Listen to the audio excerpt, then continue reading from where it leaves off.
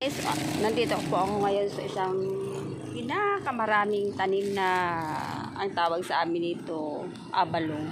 Ewan ko kung ano ang tawag sa inyo, sa inyong lugar. Sa amin kasi dito, abalong. Ang dami po.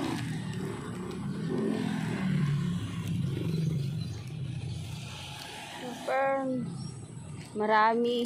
Tapos yung ano nyo takway. Masarap ito adobuhin.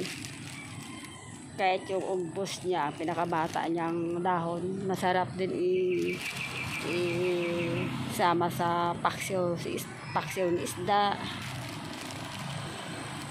Ang ganda tingnan, ang dami. Ang marami, ang lawak. Ayan po, hanggang doon.